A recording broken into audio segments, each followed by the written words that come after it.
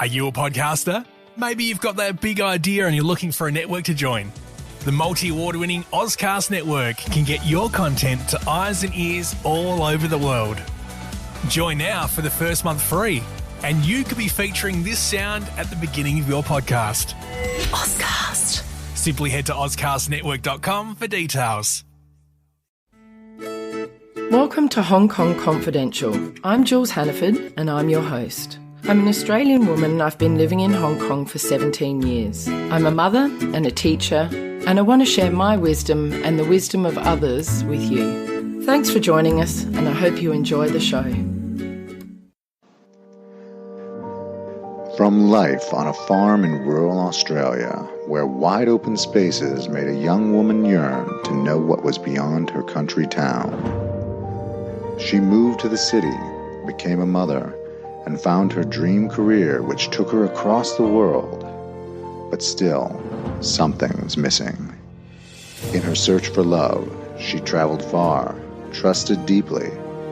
She wanted so badly to find someone that she almost lost herself in the process, and learned some hard lessons along the way. Fool Me Twice, a new memoir by Jules Hannaford.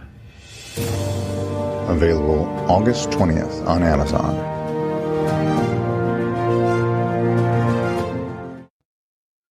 A warning to our listeners, some of the topics discussed in this podcast may be disturbing. If you need support, please contact your local crisis line or helpline. And if you're in Hong Kong and you'd like to call the Samaritans hotline, you can call them on 2896 0000. Today I'm here with Olivia Wong. Hi Olivia, thank you so much for joining me. Hello. Olivia, were you born and raised in Hong Kong? Yes, I'm Hong Kong local. When did you realise that you were struggling with depression and anxiety? Actually, I have been diagnosed after I graduate and start my working life. I think that was about 10 or 15 years ago already. That one day that I feel very, very bad. I can't go work. I just feel very, very sad or something. And then I go to see doctor because I need the certificate to take medical leave. And then when I go to see doctor, the doctor think that there's some problem in my emotion. That's why he gave me a referral letter to check if I need some medication for my depression status. But afterward, I didn't use this referral letter to go. So for about 10 years, within these 10 years, my emotion fluctuates always. I myself do not realize what's happening to me, but my friends around me, they feel really, really weird. I have been a time that I have my own hobby. And when I indulge in that, I feel very happy and excited. And this is very normal being. During that time, my friend called me out for a meeting regarding on the hobby. And then I just feel I do not have any excitement on that. My voice is very, very light and soft and didn't interest at all. So my friends think that is something in me. The reaction is totally different from how they know me for a long time. And that was a time that for 2 weeks, I didn't eat. I just drink maybe a Milo for a day to work. And I just have no intention to eat. But normally, I will eat a lot from breakfast, lunch, dinner, dessert, just like happy people.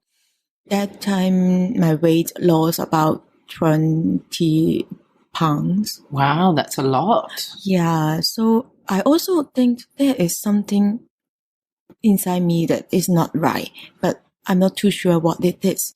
Did it take your friends saying something to you for you to realise something was wrong, or did you already realise something was wrong? I realized, but at that time, I tend to not believe it. I tend to avoid it until I Google, because there's the reward that I did get a group of friends that also have the same problem, that they share with me what they've gone through and how they get their medication and also the consultation from professionals. So after I think 3 to 4 years, because in this condition, this mental condition, I cannot perform my job. I cannot perform well in my job. Even though in very normal status, I really perform my job very, very well. All my colleagues, my boss likes me. But in some situation, just they find that how come Olivia become another person that don't know anything to do? It's really, really weird. And sometimes I'm very fierce. In normal status, I'm very brave, very courage to take up responsibilities. But in some days, just don't know what I'm afraid of. Did you feel like you had both depression and anxiety? Yes. So did you have the low mood and also anxious feelings? Yes. What were some of the main things that you were worried about when you felt anxious? Actually, I don't know. Nothing in particular? Was it just a feeling? Really, yeah, nothing in particular. Just very, very fear. Maybe I will fail. Maybe they will reject me. Some kind of loneliness, something like that. And how long did you have these feelings before you went to see the doctor? I think 3 to 4 years or sometime longer. I don't know, because at that time, before I really get a professional advice, I don't realize. And maybe I realize, maybe my friends realize, and we all tend to not believe it. When you went to the doctor, did he recommend medication for you straight away? Actually, at that time, I went to the professional doctor, just went there straight away, and they diagnosed me as a bipolar status. It's not only depression, but it's bipolar. So besides feeling low, sad, anxious, I also have another side that very hyper, thinking that I'm very powerful and very, very happy. Right, It's so yeah, it's too a extreme. manic state, isn't it? Yes. So you're very high or very low. Yeah. So my friends around me or anybody around me, they like me when I am in the hyper status. They avoid me when I was in a low status. But sometimes they also feel very weird that when I'm in manic status, they feel it's too extreme. Yeah, it's not very realistic that I believe I can do something, but that is really over my limit. But at that time, I promise and I will do it. Yeah. And then in reality, of course, I failed so many times. Did you feel relieved when you'd found out what was wrong with you, that you had depression, anxiety, or bipolar? Was it a relief to know what it was? How did you feel when you got the diagnosis of being bipolar and depression and anxiety? Actually, that is the first time that I went to the professional advice. That is about 8 years ago, I think. At that time, I don't feel comfortable. I also try to avoid that. I also try to fight it with my own power, with my own religion, because I read many books or many comments online or others advice that, hey, just think positive. Hey, you just have to eat well, sleep well, have exercise, and you will overcome that. So I also avoid medicine because I don't want to be addicted. And that is what I felt when I know it the first time. Did that work for you? No medication and trying to eat well and sleep well? No, exactly not. And that time I tend to avoid that. Though I still try the medication. When I try the medication, actually the side effect is very, very not comfortable to me. I cannot think sometimes after taking the medicine. That keeps me do not think at all. It's not do not think, the negative side is do not think at all. And also I felt tired in daytime, and maybe it makes me sleep more than I can refresh next day. I don't know. But during the medication, actually I can perform well. This is what sustained me. And then after a period of time, I take medicine maybe about a half years. I try to stop it. I think many patients like me gone through this. I think I'm already good. I'm already all right. So I try to stop the medication, and then the nightmare comes back for to and fro that after I stop medication or the mania or the depression or this situation come back, and then I start again, and then I start the medication again, and then I stop again. This is what I've gone through after the first treatment. That is 8 years ago. It lasts for about 3 to 4 years in this status.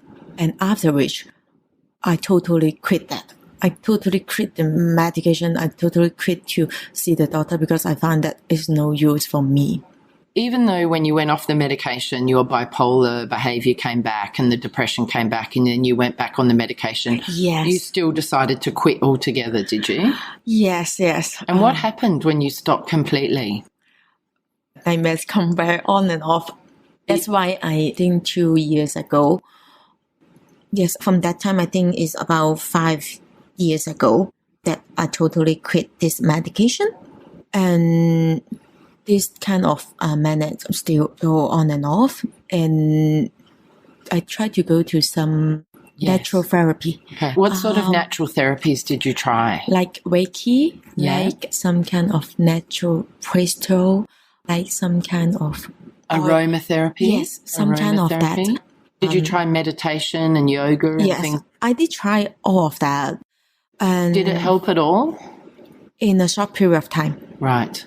It really helps in the short period of time, but I also myself do not realize that those manic and depression still with me. And what you didn't realize? I didn't realize. But did your friends tell you? Yes. Did they?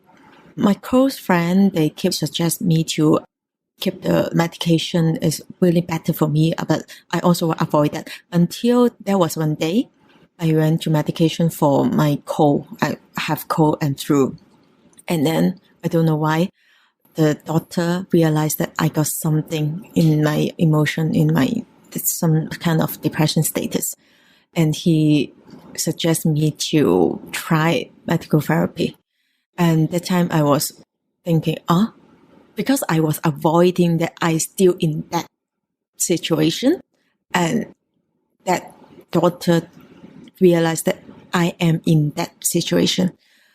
So this is the second time that it's confirmed the diagnosis. I have this situation, and this time I really accept it. So go back to your question. This time I accept this. I do feel realized. It's really not easy to accept it. I would say that this labeling a bit similar to homosexual people, that they realize that they have that kind of need in love, but they cannot say. And it's who they are on the inside. Yeah, but they cannot speak it out.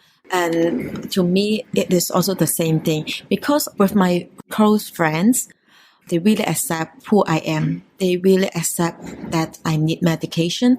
They really accept and they really appreciate that after medication, I'm really, really a bright person, a bright lady who can do so many good things.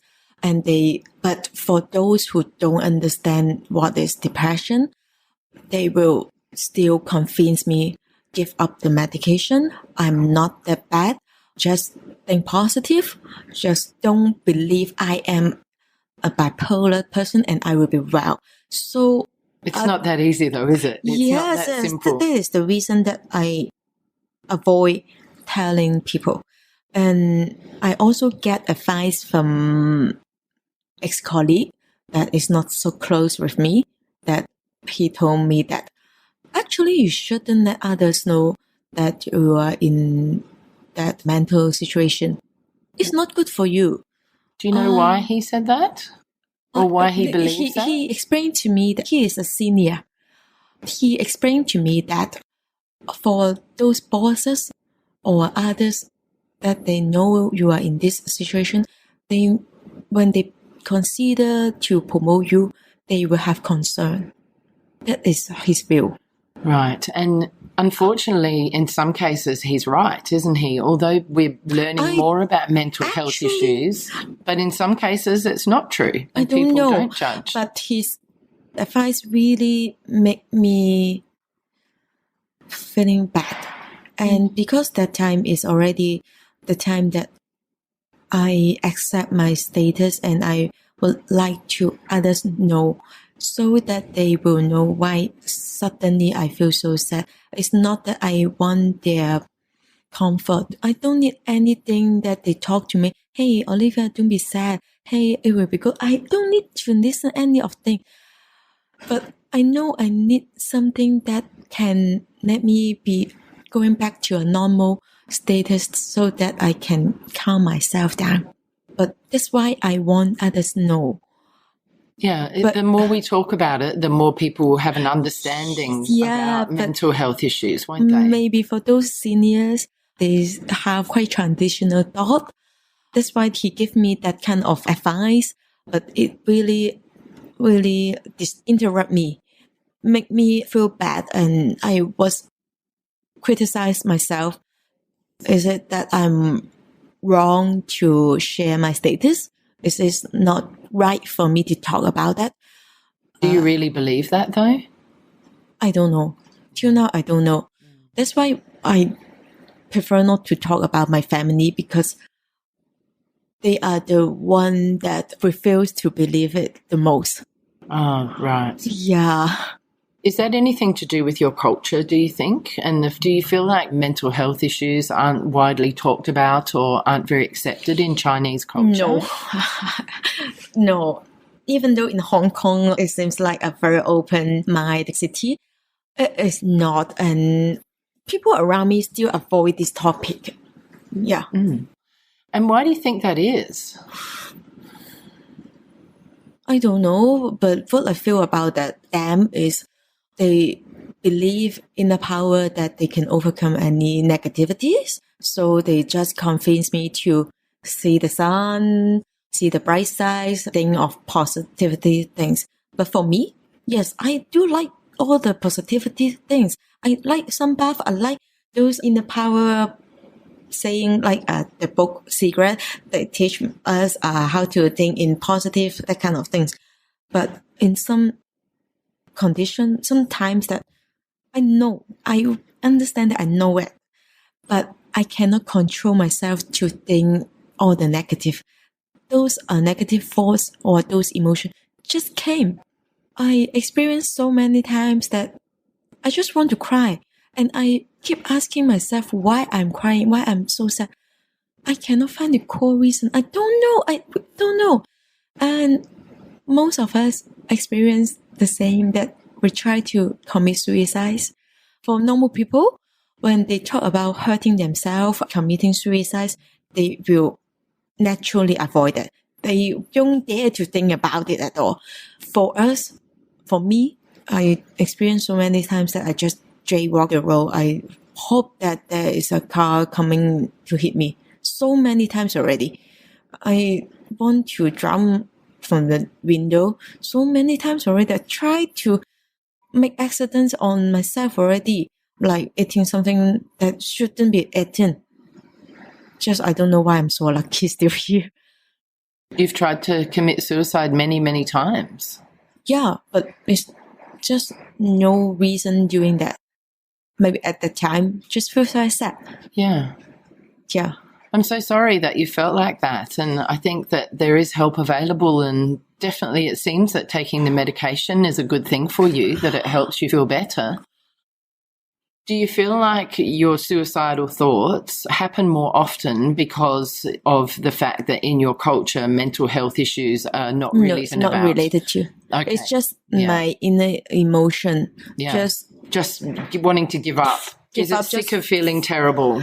Yeah, it's just very stressful. And if I really need to relate this to the culture, it's just, I will say that is the comparison culture, that I want to be the best always, but what I perform is not. Like most cases of suicide that you read is because of the pressure in academic, pressure in job, in working, or some kind of problem. That for me, the same case, just feel pressurized that how come I cannot be like that person? He can earn much more. He can have that kind of academic status. Like, how come I cannot? Yeah. It's So do you just find that you compare yourself to others quite a lot? always? Yeah. Yeah. Is this a cultural thing as well, or do you think it's just common of the younger generation feeling more pressure? I think it's a cultural thing because for those foreigners, the Westerners, they really happy school that they encourage a student to explore, to learn as much as they like to. In Hong Kong, we are forced to learn. We're forced to learn piano. We are not playing piano. I don't know how to play that, but I see so many students doing that. We are forced to study. We're forced to go through a career path that perhaps our parents wish to. Yeah. Did you feel this pressure at school as a teenager? That time wasn't. So did you find more pressure as an adult in your working life? Yes, maybe the change in life. Yeah. Do you always sort of feel like you're not good enough? Yes. And does anybody tell you you're not good enough? I don't know. Why I don't know is actually I have so many good comments from others that I am doing good. And my result also very positive. It's very actual things. But I always feel that I'm not good enough. And I don't know if this is some kind of illusion that I always heard that someone criticize me. Because I don't know which is actual, which is not. This is my... You don't know what's the reality and what's really true and what's just your illness making you overly worry. Yes, I don't know how to differentiate. This is one kind of symptoms that they are talking good about me. But what I heard is they criticize me. They are saying bad about me. But the reality is not. But I don't know because why I know this is reality is my close friend. They give me the fact. They give me the actual report that it is good, showing me. But what in my head, the illusion or something, the voice telling me is I'm not doing good this time. Right. That's likely to be part of your mental health issues. Yes. Do you do any sort of therapy or do you see a counsellor or a psychologist or do any well-being activities along the way? Actually, currently I'm in medication. When I'm medication, this kind of a symptom really relief a lot because this is the illusion part. And the other part I encounter is the forgetfulness. Yes, because I perform very good in my work or any other places, I do remember all the tasks, all the things. I have a good memory actually. In my job, it's a repeated work. So when it's like a cashier counter. When I know what I need to do, then it's automatically every day I'm doing the same thing. But sometimes when the emotion comes, some tasks, suddenly I just forget how should I do that. Yeah. And then my supervisor feels it is really weird because I already take up the task for so many months. For a normal person or even idiot, they know how to perform it already. But it's just 1 week or a day that I suddenly make all the things wrong. And that I found this is also a reason that I ignore all the good things others tell me because they told me and then I forget that totally. But sounds like you're just focusing on the negative a lot. You're just focusing on the negative aspects. Maybe. And I find it horrible is that I do write it down in my journal, in my diary. And days after, when I read it back, they really did tell me. But it's just very great impression in my head that they're telling me bad. I understand. That must be very stressful for you. Yes. Do you feel that Hong Kong lifestyle adds to your depression or your anxiety because it's so fast-paced and so busy and so much competition? I think it's the competition. For fast-paced, I'm quite used to that, but the competition is really, really fierce. It is, isn't it? The competition to own the best things, to be able to make money, to be able to be successful in your job. All of that is a lot of pressure in Hong Kong, isn't it? Yes, and actually I feel that my colleagues or others have expectation on me that I should be this, and this. So this is my pressure that I give myself. I don't know if they really they expect really that, have it. Yeah, but this is the pressure that I have. Your doctor doesn't recommend that you have therapy alongside the medication? Or Actually, you tried he did. Yeah. Yeah. But do you not do that, or you don't want to do that? Just Just started. Yeah. Oh, because I tell you that is the second time that I really face professional medication. I feel very lucky that this doctor quite understand me and quite understand my situation. That's and good. The medication is quite good on me, that I do not have much side effects on the tiredness. It's just I can take this medicine and So I you're really, on a different type of medicine now. Yes. Yeah, so it's working better for you. So that's good. And I think that's a message for the people listening out there, is that if one medication doesn't work, you can try something else until you find the right one. Do you agree? This one I have concern because I also try so many different type of meds, and finally I try this is good for me.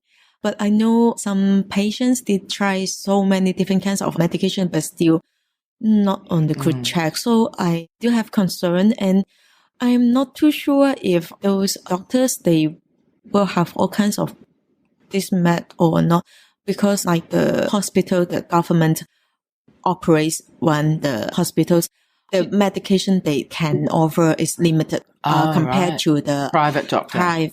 Yeah, I'm on the private one. What do you think about the support that you can get in Hong Kong for mental health issues? Do you think it's good enough? Or No. No? How do you think it could improve? They should really understand more about us before they take any action. You try to call those suicide hotline or things like that. Totally useless. Or I read their website. All those information I find is really superficial. Superficial to the point that some people, they just feel sad or low. They said that they are in depression. Actually, it is not just as easy as it is. And when I called that hotline, those, I don't know if workers or volunteers are professionals, I found that they are not listening to me. They just on a very routine. Do you feel like they're giving just standard answers? Yes. They're not really connecting with you. Yes. So I don't think it's really supportive. Maybe there are some, but it's not enough. So those that I get in touch is really not. It's also, I think I cannot speak for others, but I'm very lucky that now the doctor that I go to, he really understands me. He really listening to me. Also want to comment on some professional doctors in this way that I encountered before. I feel the same, that they are on really routine or standard guideline to treat this mental health issue. I do think that because that what I have encountered, they will just ask me, how many nights that you haven't slept? Do you feel better this week? It's just very, very standard question. I just feel it's very superficial, very on medical side, that to control the symptom is not to heal the main problem. You're lucky enough to be able to afford private healthcare, is that right? Yeah. So has that made a difference? Is that better? Yes, really better, because at least I can choose the doctor that will follow my case. I know that in the public hospitals, they cannot choose who's the doctor. Maybe the first time they meet this one, and the next time another doctor follow his case. So they diagnose is case by case, not person by person. Right. What advice would you have for anybody who is out there in Hong Kong or anywhere in the world who has depression or anxiety and they haven't asked for any help yet? What do you think they should do? I don't know. Because for me, actually, if it is not the doctor advise me to go on the medication, if I do not feel that he is listening to me instead of treating me as a case, I might still avoiding medication and treatment. Right, yeah. The thing is, if you can find a doctor that you really connect with and you feel really supported with, then you can get the right help that you need. Yeah. So what my recommendation for others to have this status? I really don't know. That's okay. Olivia, thank you so much for meeting with me today and sharing about your struggles with your mental health issues. It's really brave of you, and I really, really appreciate it. And I think our listeners are really going to get a lot out of what you've shared with us. Thank you. I hope the information also very useful to others. I don't know if I speak very clearly. I don't know. No, you spoke beautifully. Thank you so much. Thank you. Thank you, Olivia. Yeah, and actually, I just really want those who don't know our status really to be more understanding. Because if they are not understanding us, they just say that you're just think positive. Or it's really irritating to me. Yeah. I cannot. It is irritating, isn't it? They need to understand that it's not that simple and that there's a lot more that needs to be done to help people with depression or anxiety. Yes. Thank you so much, Olivia. Thank you so much. Hi, Confidants. I want to tell you about my Patreon page. I've joined Patreon in the hope of getting sponsorship for my Hong Kong Confidential podcast. Patreon is a great way for my listeners to get on board and sponsor me with monthly payments, and that goes towards my production costs and rewards for my members. If you're interested in checking out my Patreon page, please go to patreon.com and search up Jules Hannaford or Hong Kong Confidential. I would really appreciate you visiting my page.